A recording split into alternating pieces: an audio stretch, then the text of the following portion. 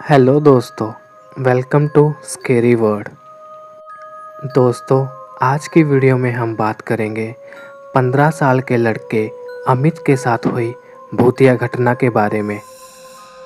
दोस्तों, अमित के पिता की पोस्टिंग दिल्ली में हो गई थी, जिसके कारण अमित की पूरी फैमिली को दिल्ली शिफ्ट होना पड़ा। उन्होंने बहुत ही कम पैसों में एक घर को खरीद लिया। शहर के बीचों बीच इतना सस्ता घर मिल पाना बहुत मुश्किल था। यही बात अमित के पिता की समझ से परे थी कि कोई अपने घर को इतना सस्ता कैसे बेच सकता है। घर के मालिक से पूछने पर उन्होंने बताया कि उनको इन पैसों की सख्त ज़रूरत है, इसीलिए वो घर इतने कम दाम पर बेच रहे हैं। अमित ने पास ही के स्कूल में 12वीं कक्षा में एडमिशन लिया। एक दिन जब अमित रात के 2 बजे पानी पीने के लिए उठा तो उसको छत पर से पायलों के छनकने की आवाज़ सुनाई दी, लेकिन अमित को लगा कि शायद ये उसका वहम है और वो जाकर सो गया। अगले ही दिन रात को 3 बजे लाइट चली गई। गर्मी ज़्यादा होने के कारण अमित की आंख खुल गई और वो नींद में से उठ गया। जैसे ही वो अपने रूम में से बाहर निकला, वैसे ही उसे फिर से वही पायलों की आवाज़ सुनाई दी। अमित को लगा कि गर्मी ज़्यादा होने के कारण उसकी माँ छत पर गई है ताकि वो ताज़ी हवा ले सके। अमित भी छत की तरफ जाने लगा।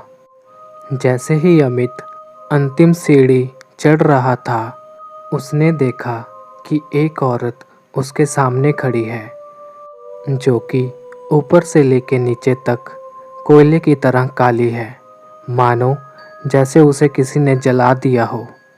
और वो औरत पैरों में घुंघरू डाल के नृत्य कर रही थी। जैसे ही उस औरत ने अमित को देखा, वो रुक गई और अमित की तरफ आने लगी। ये देखकर अमित वहीं बेहोश हो गया। अगले दिन जब अमित की आंख खुली तो वो अपने बेड पर था और उसके घर वाले उसके पास बैठे थे। घर वालों ने पूछा कि इतनी रात को वो छत पर क्या कर रहा था।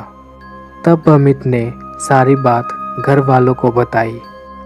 जब ये बात उनके पड़ोस में रहने वाले शर्मा जी को पता चली तो उन्होंने बताया कि ये औरत प्रिया की भटकती हुई आत्मा है, जिसकी मौत 4 साल पहले हो चुकी है। प्रिया कथक नृत्य बहुत अच्छा करती थी, जिसके कारण उसने बहुत सी प्रतियोगिताएं जीती।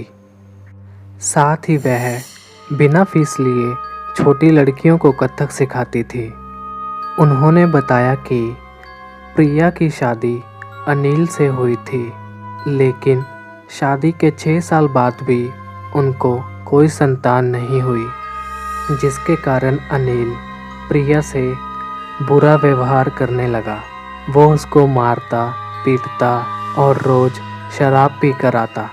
अनिल को किसी भी कीमत पर एक बेटा चाहिए था। तब अनिल एक तांत्रिक के पास गया और तांत्रिक ने बोला कि अगर अनिल रात को 3 बजे कब्रिस्तान से मिट्टी लाए और फिर अपनी पत्नी को जिंदा जलाने के बाद यह मिट्टी उसके सर पे लगाए तो उसकी पत्नी जीवित हो जाएगी और वो एक लड़के को जन्म देगी। अनिल तांत्रिक की बातों में आ गया और वैसा ही किया जैसा तांत्रिक ने बोला था।